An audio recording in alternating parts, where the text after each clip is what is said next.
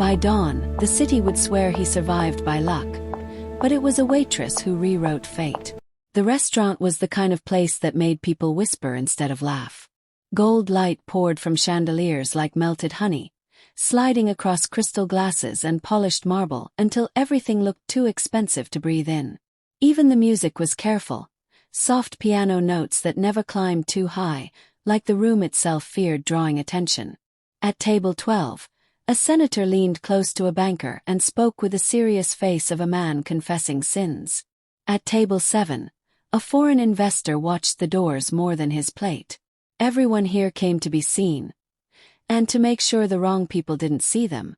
That was why the moment the Korean Mafia boss entered, the air changed shape. He didn't need an announcement. He didn't need noise.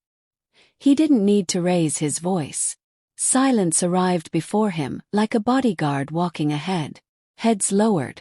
Forks paused halfway to lips. A couple at the front pretended not to look, but their eyes followed him anyway, because fear is a form of respect when money fails. He moved through the room in a tailored black suit that fit him like law, broad shoulders cutting through the space, neck tattoo peeking above his collar like a warning that never sleeps. His hair was dark, neat, disciplined, and his face was calm in the way storms are calm right before they tear something apart. He sat at the private table in the corner without asking, without checking who was watching because he already knew. Two men followed behind him, not walking like security but like consequences. A third stayed by the door, pretending to admire a painting that wasn't worth his glance. In the kitchen, the staff stopped talking. A chef burned a steak because his hand shook when he heard the name whispered under breath. The manager adjusted his tie twice, as if tightening it would keep his heart from trying to escape. And then there was her. The waitress wasn't new, but she was invisible in the way the world forces some women to be invisible just to survive. Black, mid-20s, smooth dark skin that caught the warm light like velvet. Hair pulled into a clean low bun. Face composed with the practiced neutrality of someone who had learned that emotions invite punishment. She carried a tray with steady hands, walking like she belonged, like the room didn't have the power to break her. But the closer she got to his table, the more the control in her eyes looked like a cage instead of confidence. She served wine to his men first, careful and respectful, then turned to him last. Her fingers hovered for half a second longer than necessary near the glass, as if she was debating something that could ruin her entire life. The boss didn't look up immediately. He cut a piece of steak with slow precision, placed it in his mouth, chewed once, twice. When he finally lifted his eyes, they landed on her like a verdict. Her breath hitched so quietly nobody else would notice. Not even his men. Only him. Because men like him didn't miss the smallest crack in a person's mask. Her lips parted, preparing the polite words she was trained to say. Before she could speak, his right-hand man leaned close and murmured something about the schedule, about the driver waiting outside, about the route home. The waitress froze. Just for a breath. Then she moved again, but the tray trembled enough that a spoon rattled against porcelain. Her eyes flicked past the boss's shoulder toward the tall glass wall facing the street. There was nothing there but night, rain, and the faint blur of headlights. Still, she stared as if she could see something the rest of the world wasn't meant to see. The boss's gaze followed hers, not because he was curious, but because he understood instincts. His eyes narrowed. Her throat bobbed as she swallowed. She turned as if she was going to walk away, as if she had decided to let the moment pass and keep living. But then she did the one thing nobody in the restaurant would ever do. She reached out and grabbed his tie. It wasn't violent. It was worse. It was deliberate. It was intimate. It was suicidal. The fabric slid under her fingers and she yanked just enough to pull him closer across the table, forcing his face within inches of hers. Gasps rippled through the room like a wave crashing into marble. Someone dropped a fork. His men shifted forward instantly, hands moving toward jackets, toward weapons hidden under expensive tailoring. The manager took one step and then stopped, because he suddenly remembered that bravery and stupidity look the same right before you die. The waitress leaned down, her mouth near the boss's ear. her voice low enough that it became a secret only his skin could hear. "There's a sniper," she whispered. Her words came out sharp, urgent, not frightened, like she'd already accepted fear and stepped past it. "Your driver set you up." For the first time since he entered, something flickered behind the boss's eyes. Not surprise. Not panic. Recognition. As if the sentence hit a locked part of him that didn't open for anyone. He didn't jerk away. He didn't stand. He didn't shout. He stayed still, letting the room believe he was still in control.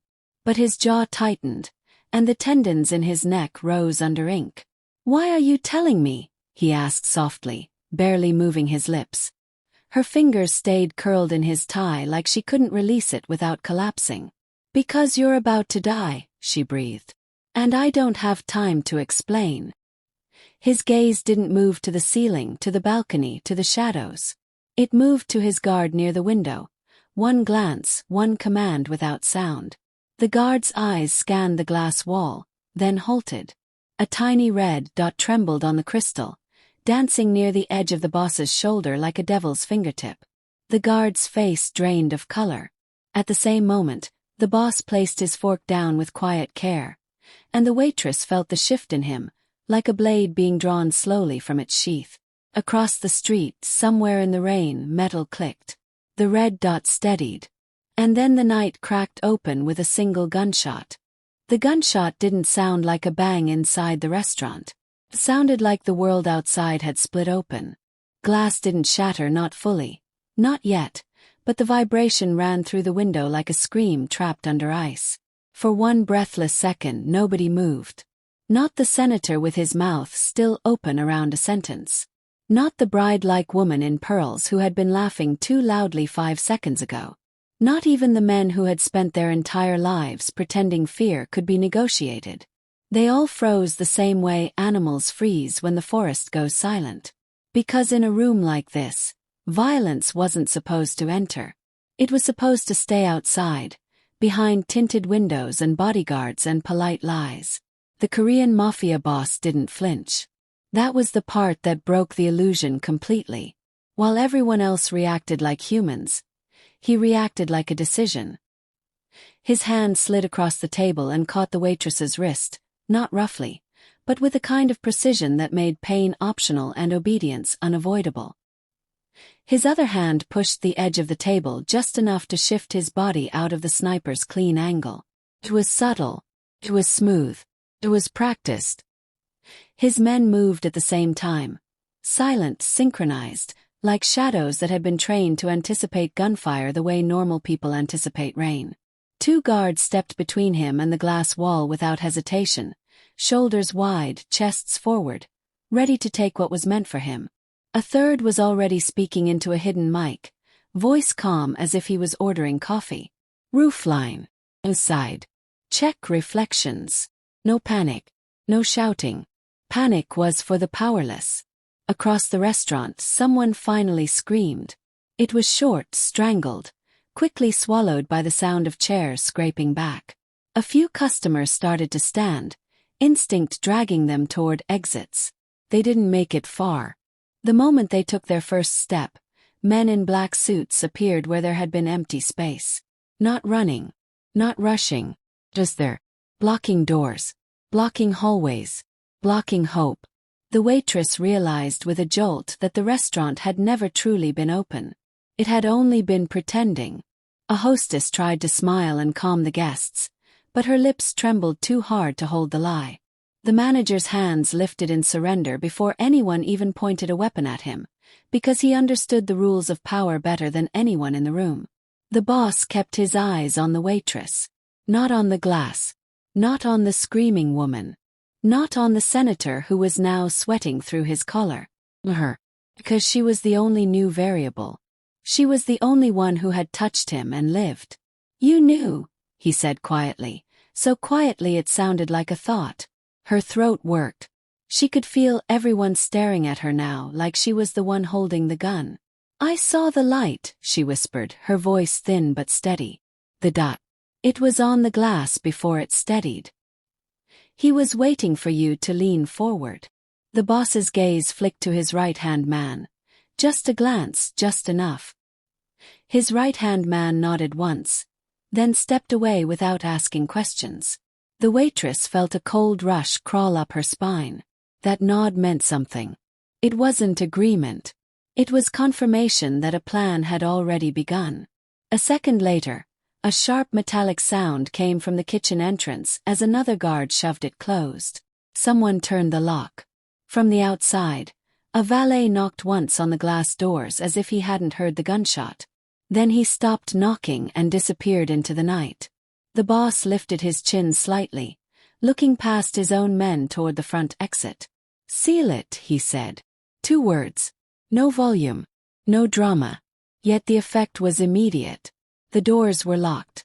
The emergency exit signs glowed uselessly above doors that would not open. Even the air conditioning seemed to lower, like the room itself was holding its breath.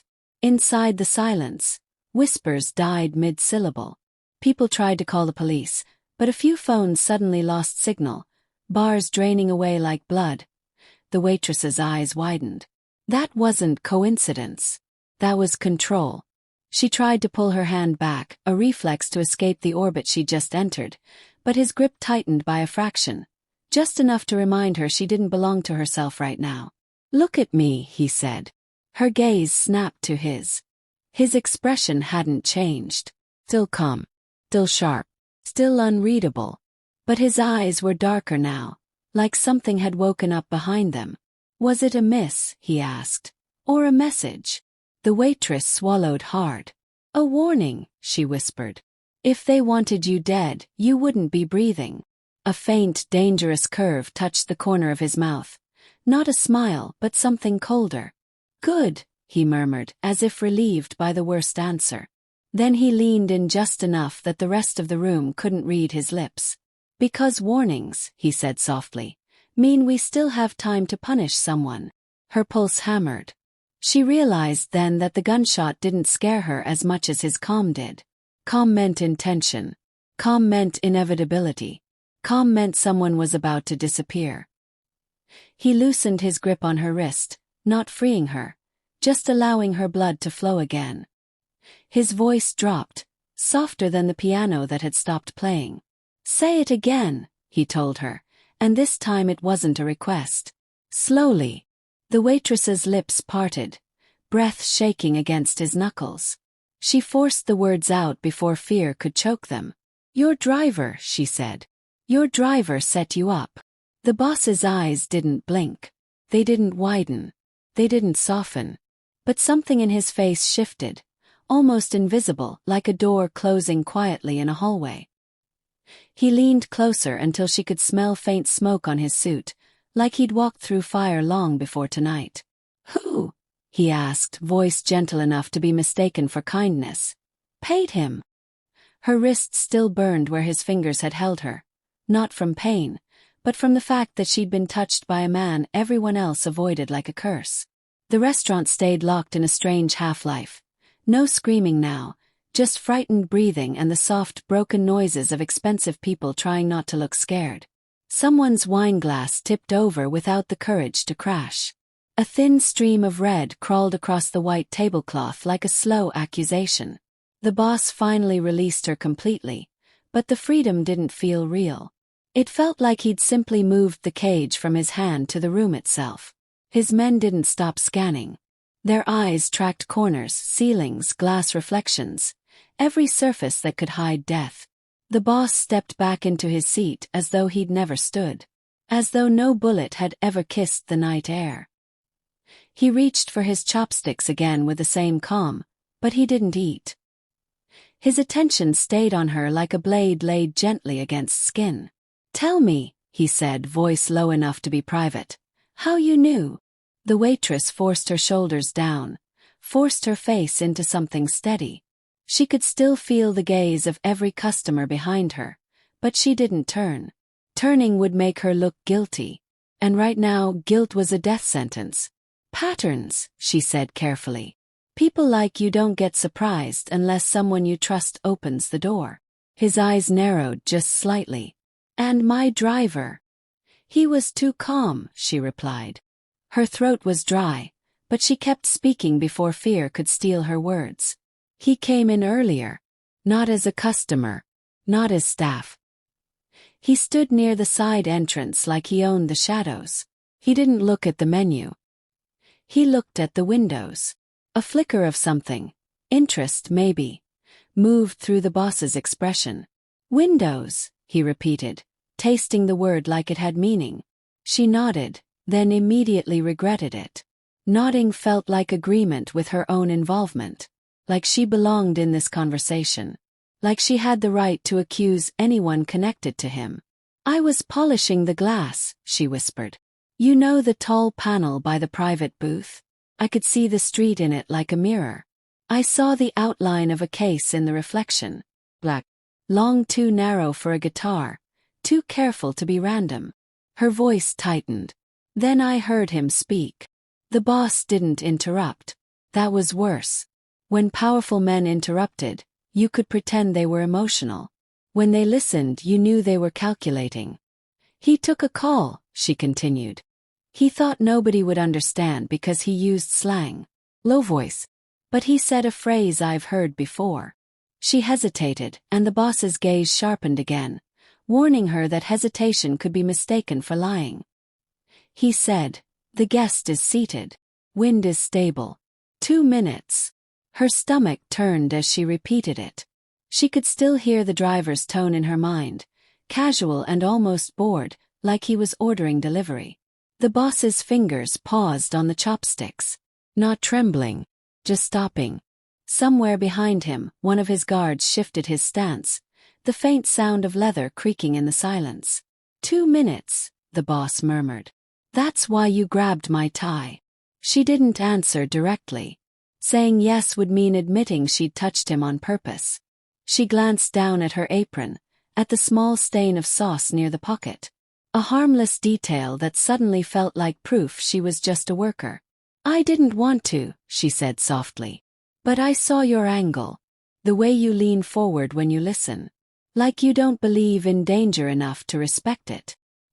His eyes met hers again, and for the first time she felt it. Something sharp under his calm. Not anger. Not yet. Something closer to insult. The idea that she'd seen him clearly. The idea that she'd been right. A nervous laugh tried to crawl up her throat, but she crushed it. This wasn't funny. Not even in the way nightmares sometimes are. She kept her voice steady with a force that surprised even her. I thought if I didn't move you, you'd die. The boss studied her for a long moment. Then he glanced toward the front doors, as if he could see through them to the street beyond. You saved me, he said simply. It didn't sound like gratitude. Sounded like ownership beginning. The waitress felt her pulse spike. Don't say it like that, she whispered without thinking. His gaze snapped back to her. Like what? She swallowed. Like I belong to this now. The air shifted. Not from him raising his voice, but from him noticing her fear. He leaned back slightly, as if giving her a fraction of space. You already do, he said calmly. Because you saw the face of betrayal and didn't look away. Her breath caught. She wanted to say she didn't want any of this, that she was just a woman trying to survive a shift and send money home and disappear into her own quiet life. But quiet lives didn't exist in rooms like this. Quiet lives were what men like him used as shields. A buzzing vibration jolted her pocket. Her phone. She froze. Her phone wasn't supposed to have service in here. She hadn't even remembered it was still on. Her fingers moved stiffly as she pulled it out. The screen lit up with a new message. Unknown number. No contact name. Just words that made her blood turn cold. You shouldn't have touched him. For a second she couldn't breathe. She stared at the text until the letters blurred. Her thumb hovered over the screen, useless. As if deleting it could delete the fact that someone had watched her hands. The boss's eyes narrowed, noticing the change in her face. Show me, he said. She didn't want to. The message felt intimate in the worst way. Proof that she had been seen by someone who wasn't supposed to see her at all. But refusing him felt like stepping into traffic. She lifted the phone with shaking fingers and held it out. His gaze scanned the screen. Something darkened behind his eyes, deeper than anger. Recognition. "They're close," he murmured, and it wasn't fear, it was certainty. The waitress's heart hammered harder. She lowered the phone slowly, but her eyes lifted at the same time, drawn by instinct more than choice. Across the room, near the bar, one of the men who'd been sitting too still finally looked up. Their eyes met, and her stomach dropped so hard it felt like falling. 'Cause she knew him. Not from tonight. Not from this restaurant. From somewhere she'd sworn she'd never think about again. From the past that had taught her how to notice weapon cases in reflections. He gave her a small, slow smile. The kind of smile that said he'd been waiting for her to remember. The private room he moved them into wasn't really private. It was just quieter, wrapped in velvet and gold like silence could be bought and controlled. The waitress sat on the edge of a leather bench that felt too expensive for her fear.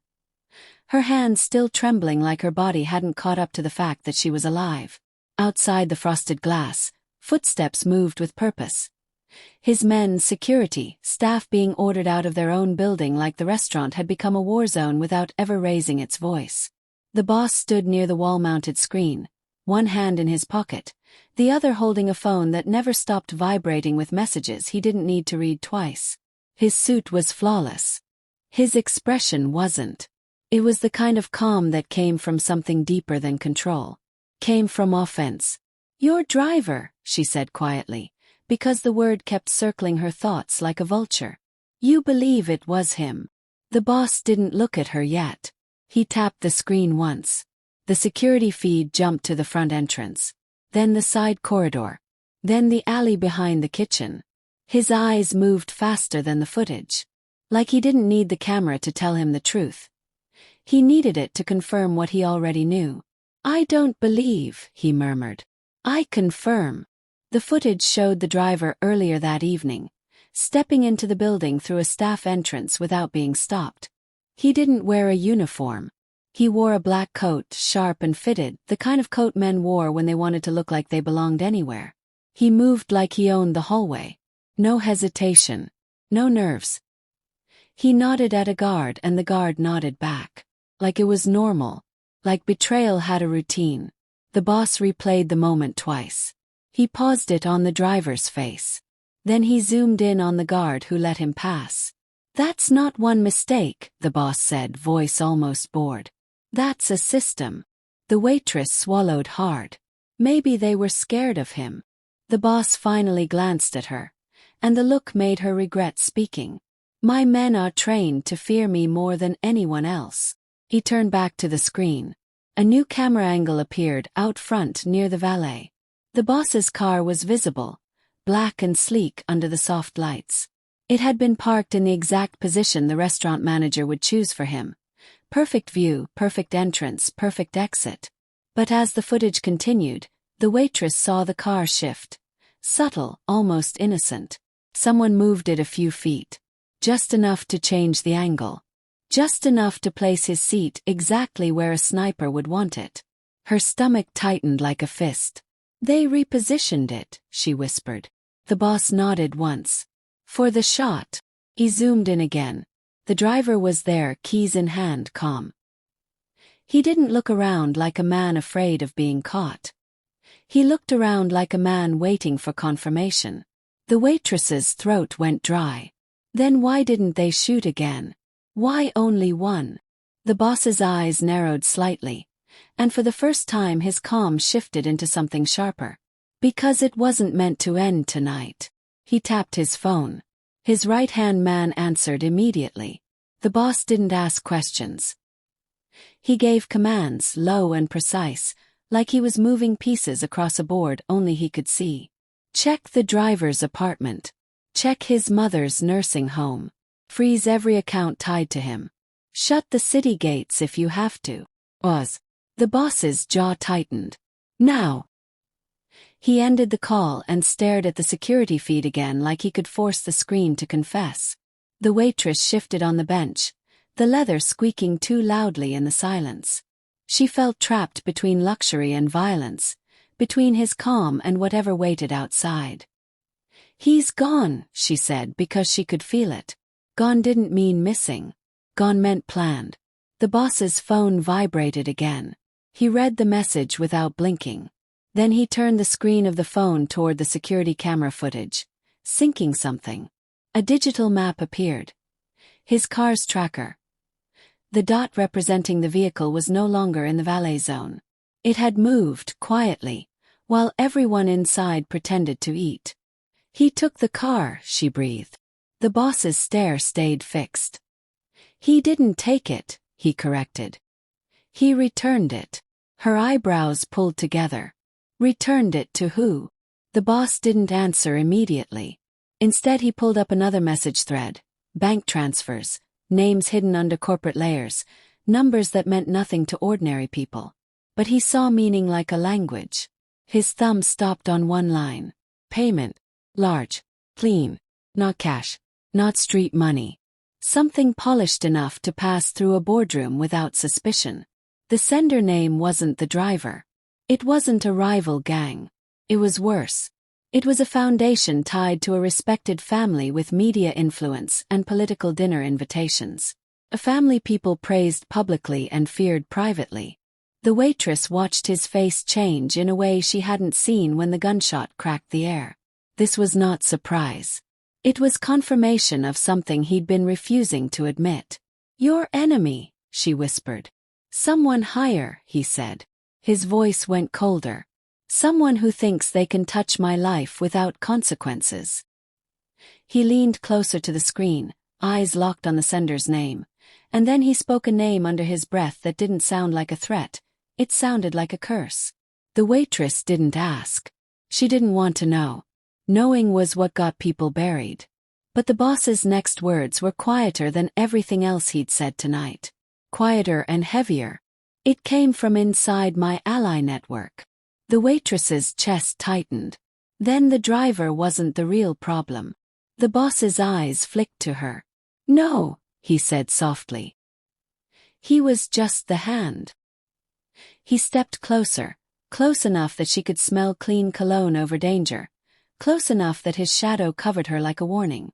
"The mind behind it wanted one thing," he continued, voice almost gentle. "Not my death." She couldn't breathe properly. "Then what?" His gaze dropped briefly to her hands, to the way her fingers curled like she was holding herself together. Then his eyes rose again, dark and steady, and he whispered the truth like it was the most dangerous sentence in the room. "This wasn't to kill me," he said. "It was to expose you." He didn't ask her to come. He didn't bargain. He simply reached for her wrist like the decision had already been made somewhere deeper than conversation. His hand was warm, firm, impossibly steady, like gunfire had never echoed through the restaurant at all. The waitress jerked back on instinct, her heart hammering so hard she felt it in her teeth. "Let go of me," she hissed, keeping her voice low because there were still people outside that door pretending they weren't listening. His eyes didn't soften. They didn't harden either. They stayed calm, which somehow felt worse. "If you walk out alone," he said, "you'll die before your next breath learns your name." The sentence landed like a quiet slap. Not because it was cruel, 'cause it sounded like a fact. The door opened and men filled the space behind him. Black suits, earpieces, controlled faces. They didn't look at her like a woman. They looked at her like a variable. Risk. A problem that needed to be contained before it multiplied. She tried to pull away again, but he didn't tighten his grip. He just moved, and she moved with him because resistance meant being dragged, and dignity mattered even when fear tried to steal it. "I didn't do anything," she said through clenched teeth as they strode down the corridor. "I was just working." "No," he replied without looking back. "You were watching." The hallway felt longer than it should have been. The lights were too bright, the air too cold, and every turn felt like stepping deeper into a place she hadn't been invited to. Through a back service door, the night hit her like a slap. Wind sharp, city lights blurred by rain, the smell of wet pavement and expensive perfume spilling from the restaurant entrance behind them. Outside, the convoy waited like a moving wall. Black SUVs with tinted windows, engines running, doors already open as if they'd been rehearsing this exact moment. Her stomach dropped. "You can't take me," she said, louder now, desperation cracking through her control. I don't belong to you." He stopped for half a second, just enough for her to think she'd made it through his armor. Then he leaned in close, voice low and clean, like he didn't want the world to steal the words. "Tonight," he murmured, "you belong to the people who want you dead." His gaze held hers. "And I don't share what's mine." The phrase should have made her furious. Did. But it also made her cold. Because he said it like he was protecting something he didn't understand how to protect gently. His men guided them toward the nearest SUV, but before anyone could even touch her elbow, the boss lifted his hand. One simple motion. Every man froze like statues forced into obedience. His voice didn't rise. It didn't need to. "No one touches her," he said quietly. The air changed. Even the guards looked uncomfortable, as if they'd been given an order that didn't fit inside their usual rules. He glanced at her again, almost impatient. "Get in." "Or what?" she snapped, refusing to let her fear turn into submission. He stared for a moment as if he was deciding how much truth she could survive. "Or you stay out here," he said, "and they finish what they started." That was when she saw it. Down the street, far enough to be nothing, close enough to be real. Car idling with its headlights off. Not moving. Just waiting. Her chest tightened. She didn't know if it was connected or if her brain was inventing threats because that's what trauma did. But the boss's head turned slightly, eyes cutting to the same spot. And the smallest shift in his jaw told her she wasn't imagining anything. She climbed into the SUV. The door shut behind her with a soft, final sound that felt like a prison locking itself politely. Inside, the air smelled like leather and gun oil masked by expensive cologne. The windows were too dark. The silence was too thick. She sat rigid, hands in her lap, trying to breathe like a normal person, trying not to look like prey. Across from her, the boss sat like he owned the darkness. One hand rested on his knee. The other held his phone. He didn't look at her again, not even once, as the convoy pulled away. That was what terrified her most. He wasn't enjoying her fear. He wasn't even noticing it. She was a responsibility now. A liability. Something he had to keep alive because someone else wanted her erased. The safe house mansion rose out of the night like a fortress pretending to be a home. Tall gates, cameras, silent guards, lights that didn't flicker. The SUV rolled through without stopping, and for 1 6 seconds she realized how easy it was to disappear inside a place like this. If she screamed, nobody would hear her. If she ran, she'd only run into more walls. He escorted her inside without touching her, keeping just enough distance to feel like control, not comfort. Marble floors. Dark wood. A hallway lined with artwork that looked too calm for a man like him. She turned to face him at last, eyes burning. "Tell me what's happening." He didn't answer. He simply nodded once, and one of his men stepped forward with a tablet, face pale. "Boss," the man said, voice tight like it hurt to speak. "We confirmed the sniper contract." The boss's gaze didn't change. "Who paid?" The man swallowed. "It was hired using your own account." The words hit the room like smoke. It wasn't loud. It wasn't dramatic. It was worse than both because it was proof. Proof that someone had access to his world in a way even his enemies shouldn't. The boss didn't move. He didn't blink. But the air around him changed, the way weather shifts right before a storm breaks open. "Leave," he told his men, voice soft as velvet and sharp as glass. They hesitated just a fraction. His eyes flicked once. That was enough. The guards disappeared without another sound, doors closing behind them like the mansion itself knew better than to interrupt. The waitress stood in the center of the polished room, soaked through from earlier, skin still cold, bruised wrists still burning where his fingers had been. She should have felt safe now. Instead she felt hunted in a different way.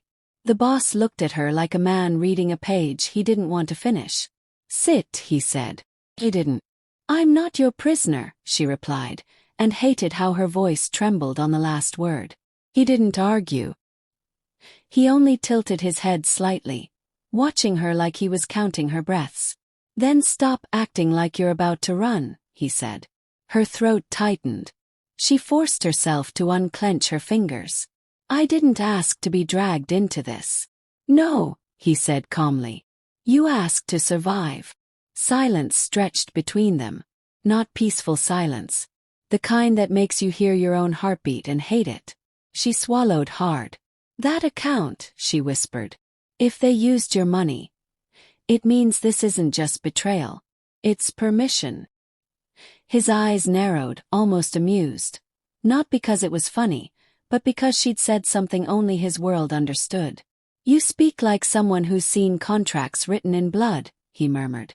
She stared at him, and for a moment her mask slipped completely. He caught it. He always caught it. What's your name? He asked. She hesitated. The question shouldn't have felt like a threat, but in his mouth it did. Names were power. Names were leashes. You already know it, she said. His gaze didn't move.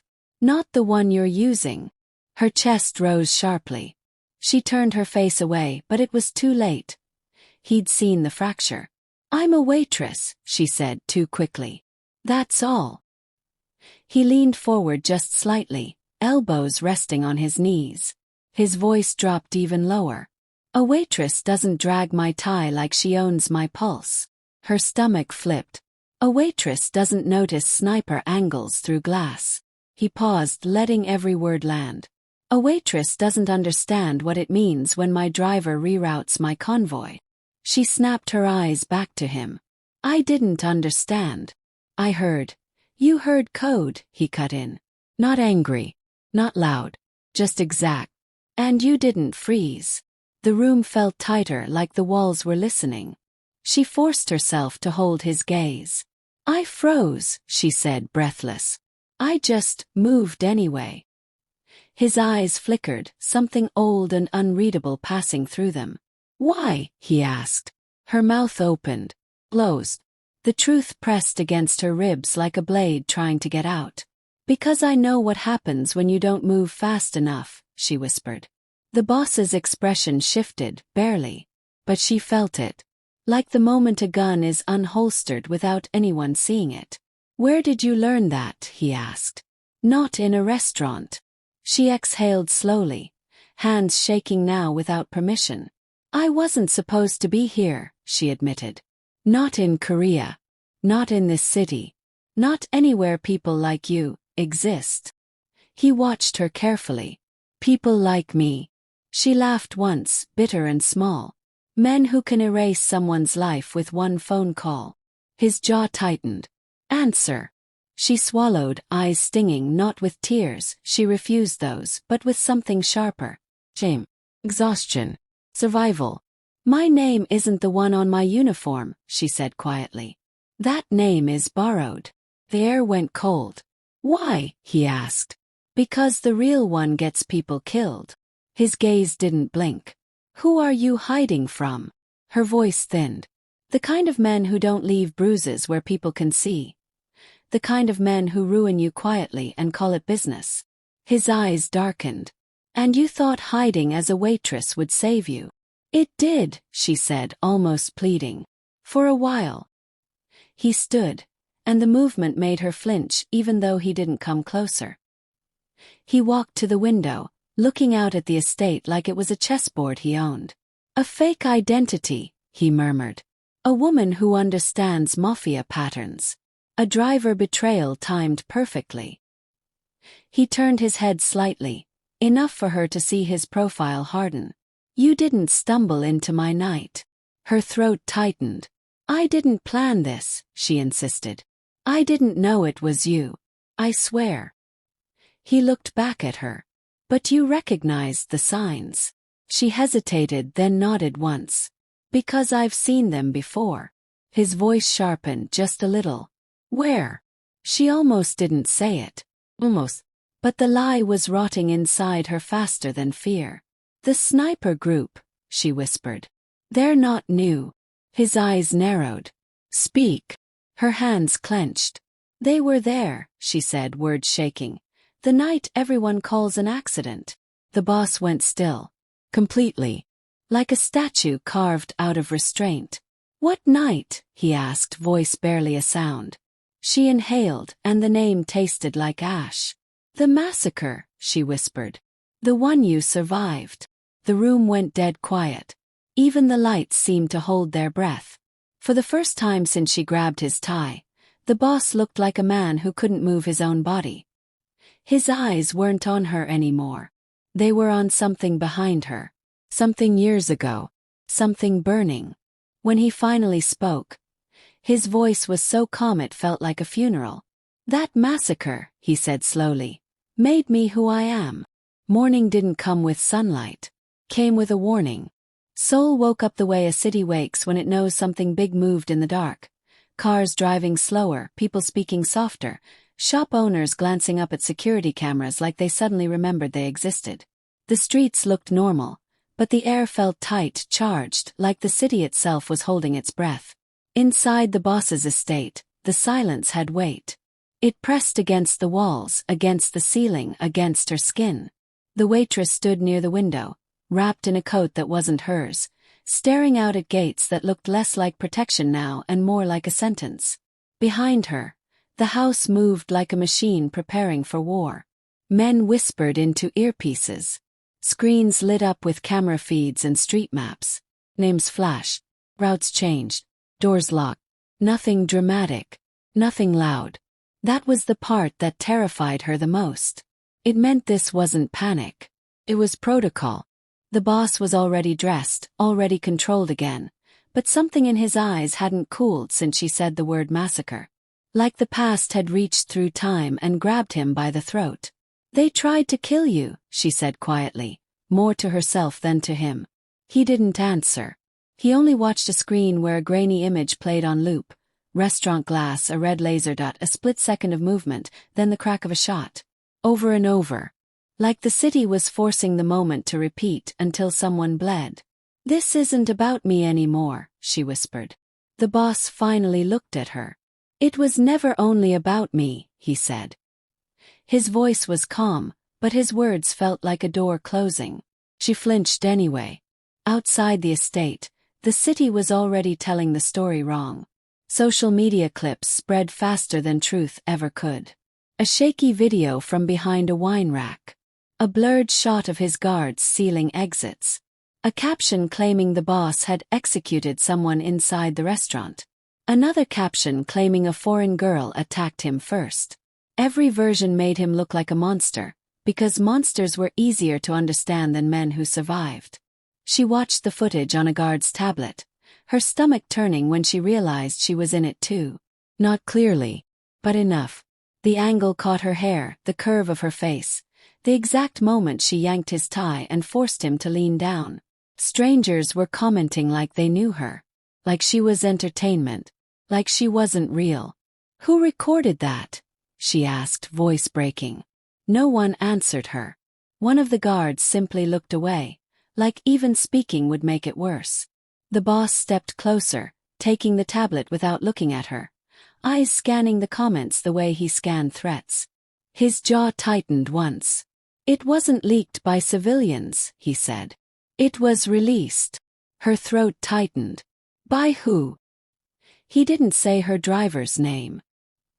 He didn't say his fiancée's family. He didn't say anyone's name. But the way his silence sharpened made her understand anyway. Someone wanted the city to see her.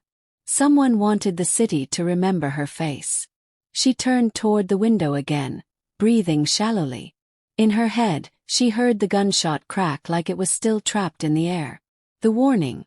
The message. The sniper didn't want him dead. They wanted him exposed. And now they wanted her. Phone buzzed somewhere in the room. Every guard froze for half a second before answering, like even sound was suspicious now. The boss took the call himself. He listened. He didn't speak for a long time. When he finally ended it, the room felt colder. They're moving already, he said. One of the guards swallowed hard. Boss. Your allies are asking if they should mobilize. No, the boss replied. If they mobilize, the streets burn. Another guard stepped forward, voice low. And the enemies? The boss's gaze flicked to the screens again. They've already started celebrating. Her stomach dropped. Celebrating, she echoed. The boss didn't look at her when he answered. Because they think I'll choose the city over one girl. Her chest tightened painfully. She didn't want to be the reason a city bled. She didn't want to be the reason men died. She didn't want to be anyone's weakness. A guard's laptop chimed. New post. New alert. One of the men's faces drained of color. He turned the screen toward the boss. It's up, he said.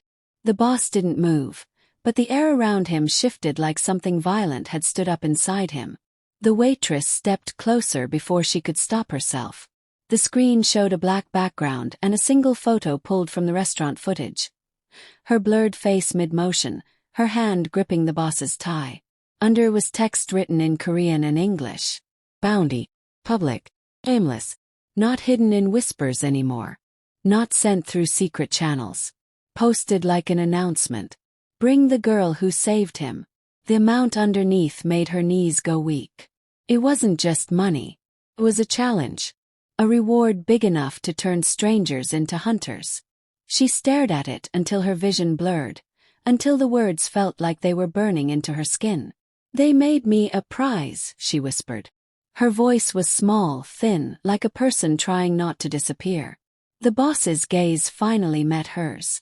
No, he said quietly. They made you a message. Her hands trembled. Her mouth went dry. They're coming for me tonight, she whispered, and this time it wasn't fear speaking. It was certainty. Outside the city looked normal. But she could feel it now. Movement under the surface. A million eyes turning toward her without her even knowing where they were. The boss stepped closer. Just close enough for her to feel the heat of him. Then tonight, he said softly, they learn what it costs to touch what I didn't let die. She waited until the house forgot she existed. That was the strange thing about power. It made people look through you until you became useful again. The guards stayed at their stations, eyes on screens, hands near weapons, bodies angled toward doors as if the enemy could burst through the walls at any moment. No one noticed the way she moved, barefoot on cold marble, keeping her breathing soft like she'd learned in places where sound could get you killed. She didn't run at first. Running was loud. Running meant panic. She walked like she belonged there. Like she wasn't a prisoner wearing a coat that still smelled like his cologne. The hallway lights were too perfect.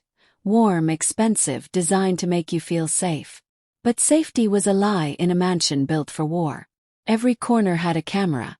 Every door had a code. Every silence had a purpose. She reached the stairs and paused, listening. Nothing. Not footsteps.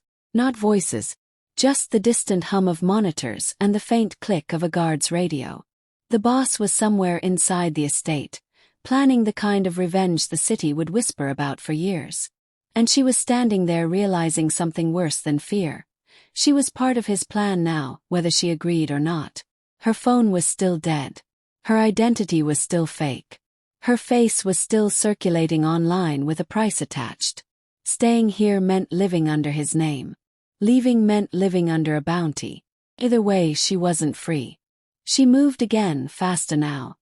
Down a service corridor she'd noticed earlier near the kitchen. The staff wing was quieter. The walls were plain, less decorated, like the mansion had two faces, one for luxury, one for survival. She found the back door exactly where she remembered it. There was no keypad on this one. Just a simple handle and a lock that looked too normal to belong in a place like this. Her fingers closed around it. For a second she didn't open it. She thought of him. Of his voice when he said, "Tonight they learn what it costs." She thought of the way his eyes never softened, even when he was protecting her. Like he didn't know how. Like mercy was something he'd buried in the same grave as fear. She turned the handle anyway. The door opened with a quiet sigh, and cold air hit her face like a slap. Outside the night felt alive. Not peaceful. Alive. The estate's yard stretched wide and manicured, lit by subtle ground lights that made the grass glow like it had been staged for a movie. Beyond the yard was the gate. Black. Thick iron bars that looked like they could hold back anything. Cars, men, maybe even the truth. She walked toward it, and with every step her chest got tighter, because the closer she got to freedom, the more her instincts screamed that freedom was a trap. She expected someone to shout her name. Expected the boss's voice behind her. Low, controlled, telling her to stop. He didn't. That silence was worse than any threat. Because if he wanted to keep her, he would have stopped her. If he was letting her go, then maybe he already knew what was waiting outside. She reached the gate control panel on the inside wall. A fingerprint scanner. A number pad. She stared at it, lips parting, a bitter laugh trapped in her throat. Course. Even the gate didn't open without permission. Even escape had rules. She backed up, scanning the fence line for another way out. There was a smaller service gate to the left, half hidden by trimmed hedges. Had a simple latch. She hurried toward it, heart pounding now. Not loud enough to alert guards, she told herself. Not loud enough to summon him. Her fingers hit the latch and it clicked open too easily. Too easily. She froze. The service gate swung inward, revealing a narrow path that led to the street beyond the estate walls. For the first time in hours, she could smell the outside world. Car exhaust, wet pavement, winter air. She stepped through and the gate whispered shut behind her. She was out. She was really out. She took one step forward, then another, and when she reached the edge of the path, she saw the street. Empty. Quiet. A single streetlight flickering like it was tired. No cars. No pedestrians. No sirens. It looked safe. It looked normal. And that's when she knew she was already surrounded. A hand clamped over her mouth from behind, hard enough to bruise. Another arm locked around her waist, yanking her backward into the shadows before she could even scream. She fought on instinct, elbows flying, nails scraping skin, trying to twist free. The man holding her smelled like cigarettes and expensive cologne, like someone who thought violence was a job and style was part of the uniform. Quiet, a voice hissed in her ear. You're worth too much to damage. Her eyes burned with rage as she bit down on the hand over her mouth. The man cursed softly, tightening his grip until she couldn't breathe right. Another figure stepped in front of her, face partially hidden under a cap. He raised a phone, recording her the way people recorded disasters. Boss is going to love this, he murmured. She kicked, connecting with someone's shin. A grunt. Stumble. The grip loosened for half a second and she sucked in cold air, ready to scream, until she saw the glint of something metallic. A knife. Close enough to her skin that she felt the promise of pain. Don't, the man warned, voice almost bored. We're not here to kill you. Not yet. Not yet. The words sank into her like ice. She realized they wanted her alive because she was leverage. Because she wasn't a person to them. She was a currency. A weakness with a heartbeat. The street light flickered again. Footsteps thundered from inside the estate. Fast, heavy, coordinated. The attackers tensed, turning their heads like wolves sensing a larger predator. The service gate burst open behind her, and the boss stepped out of the dark like it belonged to him. Not running. Not panicking. Moving the way a storm moves. Silent until it's already on top of you. His eyes found her instantly, and the temperature dropped. One of the attackers grabbed her hair and yanked her head back, forcing her to look at him. She saw her own blood on the attacker's fingers where she'd bitten him. Bright red against his glove. The boss's gaze locked onto that blood like it was a signature. His voice was quiet, but it cut through the night like steel. Take your hands off her. The attacker laughed, shaky, trying to sound brave. Or what? The boss didn't answer with words. He lifted his hand slightly, and from the darkness behind him, his men raised their weapons in perfect unison. The attacker's grin faltered. The boss's eyes stayed on the blood-staining hands, someone else's hands holding what he had claimed as untouchable. And in that moment, she understood something terrifying. This wasn't rescue. This was retrieval. He didn't shout. That was what made it worse. The boss stepped forward into the thin circle of light like he owned the air itself, like the night had been waiting for him to arrive before it decided what kind of violence it would become. The man holding her tightened his grip, dragging her backward as if distance could save him. She felt the knife graze the underside of her jaw, just enough to promise her a scar if she moved wrong. The attacker's breath hit her ear again, fast now, uncertain. "Back off," he warned, voice cracking. "Or she bleeds." The boss's eyes didn't move from her face. Not the weapon. Not the men. Like he was measuring the exact second she'd been pulled from his protection. Like he was memorizing the fear in her eyes so he could punish everyone who put it there. "You don't want to do that," he said softly. The attacker forced a laugh. "Why not?" The boss's lips barely shifted. "Because if you cut her." He paused, and she saw something in his gaze she'd never seen in anyone before, devotion that looked like threat. "You won't die fast enough to regret it." His men moved first. Not in a rush. Not wild. They flowed, silent shadows splitting in two directions, boxing the attackers in without a single wasted step. The streetlight flickered again, and in that stutter of darkness, she heard the first crack of bone. The attacker holding her jerked as if his spine had been unplugged. The knife slipped away from her throat, clattering onto the pavement. The boss closed the distance in 2 steps, and the world narrowed to the sound of her breathing and the pressure of his hand gripping the back of the attacker's neck. It wasn't a punch. It wasn't a dramatic fight. It was clinical. The boss twisted once, and the man collapsed like a broken marionette.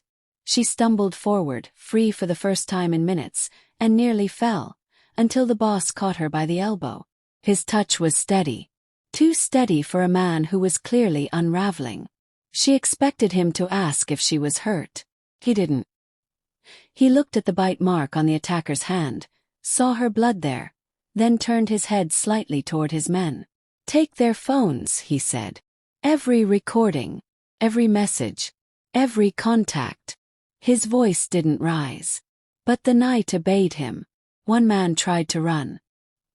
He made it 3 steps before a black SUV rolled forward, blocking the path, headlights blasting white across the street. The runner froze, hands raised, suddenly remembering who he had just chosen to threaten. She stood there shaking, coat hanging open, hair disheveled, lips swollen from being covered too hard. Her body felt delayed, like it hadn't caught up to what almost happened. The boss's thumb brushed the corner of her mouth, checking for blood, and she flinched. Not because his touch hurt, because it felt like ownership. Like he was confirming what belonged to him. "Don't," she whispered, voice raw. "Don't touch me like that." His eyes lifted to hers, dark and controlled and almost offended by the idea that she could still have rules after what she'd survived. "You ran," he said quietly. "You thought you could disappear." His gaze flicked to the attackers being dragged to their knees. "They reminded you what happens to things that disappear." She swallowed hard, forcing her spine to straighten even while her knees begged to fold. "I'm not a thing," she said. The boss's jaw clenched. For 1 second the mask cracked. Not rage. Like she had stabbed a part of him he didn't even know was exposed. Then his face went blank again, colder than before. "No," he murmured. "You're not." He stepped away from her, and somehow that distance felt more dangerous than his touch.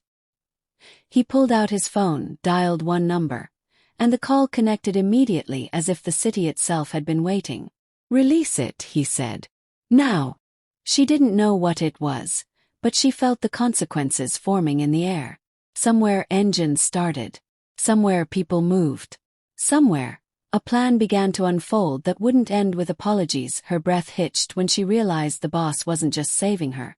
He was responding to an insult. And the insult wasn't that they tried to kill him.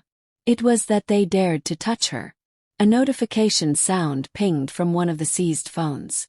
A message popped up on the cracked screen, bright against the darkness. The boss glanced at it once, and the muscles in his face went still. "Boss." One of his men murmured, uneasy. What do we do with her now? The boss didn't answer his man. He answered the world. He stepped into the streetlight, turned slightly so the cameras that still existed could catch his face, and spoke in a voice that carried beyond the gate, beyond the street, beyond Seoul itself. From tonight, he said, she is under my name. Her stomach dropped. Her throat went dry. That single sentence didn't sound like romance. It sounded like a sentence handed down by a judge who didn't believe in mercy. The attackers looked up, terrified now, because they understood what she didn't yet. A mafia boss doesn't offer his name. He brands you with it. And once you wear it, everyone knows who to blame when you bleed. Another message buzzed in, this time directly to the boss's phone. He read it slowly, as if savoring the cruelty. Then he tilted the screen just enough for her to see. Then we'll take her in front of you. She felt the air leave her lungs. And the boss smiled. Not warm. Not amused. The kind of smile that meant someone in the city had just signed their own death warrant without realizing it. By the time the sun began to lift itself over Seoul, the city didn't look different. The streets still carried sleepy taxis. The towers still cut through the pale sky. The cafes still opened their doors like nothing in the world had shifted. But the air had changed. It was the kind of change you couldn't photograph. You could only feel it in the way men lowered their voices, in the way certain phones stopped ringing, in the way people who used to walk like kings suddenly moved like they could be erased with one decision. She sat on the edge of a leather sofa that was too expensive to feel real, wrapped in a coat that didn't belong to her, staring at her hands like they were evidence. Every time she blinked, she saw it again. Her blood on someone else's fingers, the boss's face in that streetlight, the message on his screen like a curse delivered in plain words. We'll take her in front of you. She'd believed fear had a limit. She'd been wrong. In this world, fear had levels. And now she was living on the highest floor. The mansion was silent the way a church is silent after a funeral. Everything polished, everything controlled, everything pretending nothing had happened while something heavy remained in the corners. She could hear footsteps at a distance, quiet movements, doors opening and closing with purpose. No shouting, no chaos, just an empire doing what it did best, swallowing problems before the public could taste them. She didn't know when she fell asleep. She only knew she woke up to the sound of water running somewhere, and a voice speaking in low Korean behind a closed door. The boss's voice. Calm, measured, lethal. He wasn't asking questions. He was giving endings. When the door opened, he didn't walk into the room like a man returning from a fight. He walked in like the fight had never been worth mentioning. His shirt had been changed. His hair was still perfect. But his eyes were darker. The kind of dark that comes from finishing something you can't undo. She stood without thinking, her body moving on instinct like she was still trapped outside that gate. He looked at her for a long second, and for the first time since the night began, she saw exhaustion in him. Deep and quiet, buried under discipline. You should sleep, he said. She swallowed. Did you? She couldn't finish the sentence. She didn't want to. She didn't want to know exactly how a city gets rearranged overnight. His gaze held hers. It's done, he answered. 2 words. No comfort inside them. No pride. Just closure. She let out a breath she didn't realize she was holding. It should have felt like relief. Didn't. It felt like standing on the edge of something and realizing the ground behind you was gone. A man stepped into the room behind him. One of the boss's men, face blank, posture perfect. Boss, he said. The driver. She tensed at the word. The driver. The one she had named.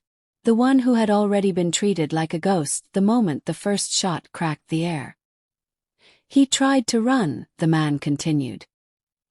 He didn't make it to the river. The boss didn't react. Not even a flicker. He simply lifted his hand, and the man went silent instantly. Then the boss walked past her, poured himself a drink he didn't touch, and stared out through glass windows at the pale morning like he was waiting for the city to confess something. So that's it, she asked, voice smaller than she wanted. It ends like this. He turned his head slightly. Nothing ends, he said. Not in my world. That was the part that made her chest ache. Because she had wanted a clean ending. Police report. Courtroom. A truth that lived in daylight. Instead, she had a man who made truths disappear. She stepped closer before she could stop herself. Then what am I now? She asked. Because I can't go back. Her voice cracked on the last word, and she hated herself for it. She hated that she wanted him to say she still had a life. He watched her for a moment, and something unreadable softened in his eyes. So brief she almost imagined it. Then he reached into his pocket and pulled out a small phone. Her phone. Repaired, charged, cleaned. He held it out like an offering, like a lie. You can leave, he said. She didn't take it. You know I can't, she whispered. They'll find me. He nodded once. No denial. No false hope. The truth was simple and cruel. Yes, he said. They will. She stared at him, her throat tight. So you're keeping me, she said, forcing the words through the fear. He didn't step closer. He didn't touch her. He didn't pretend he was gentle. I'm protecting you, he replied. There's a difference. She almost laughed at that. Almost. Protection feels like prison, she said. Because it belongs to you. That landed somewhere deep. His jaw tightened, but he didn't look away.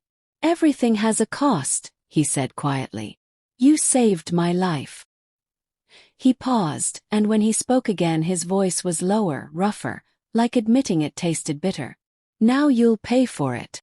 She felt tears sting her eyes. Not because she was weak, but because she finally understood the punishment hidden inside her courage. The boss walked toward the fireplace and held up his phone. On the screen was a file folder. Photos, messages, transactions, names. Proof. The kind of proof that could have freed her in a normal world. The kind of proof that could have given her justice instead of protection. What is that? She asked, already afraid of the answer. His eyes didn't leave the screen. A door, he said. Then, without hesitation, he pressed his thumb to the display. Delete. The file vanished. Final. Her heart dropped. Why would you do that? She demanded, anger finally rising through the fear. That could have saved me. He looked at her then, and the honesty in his expression hit harder than any threat. It could have freed you, he agreed. And it would have destroyed you. She shook her head, breathing fast. You don't get to decide that. His voice remained calm, but the room felt colder. I already did, he said. Outside, the city moved into mourning like it always did. People laughed. People hurried. People lived. But somewhere beneath all of that, something invisible had shifted because one waitress had grabbed a mafia boss's tie and told him the truth. He didn't survive because he was feared. He survived because she chose to risk her life. And by morning, she learned the hardest truth in his world. Saving a mafia boss is easy. Surviving his protection is the real punishment.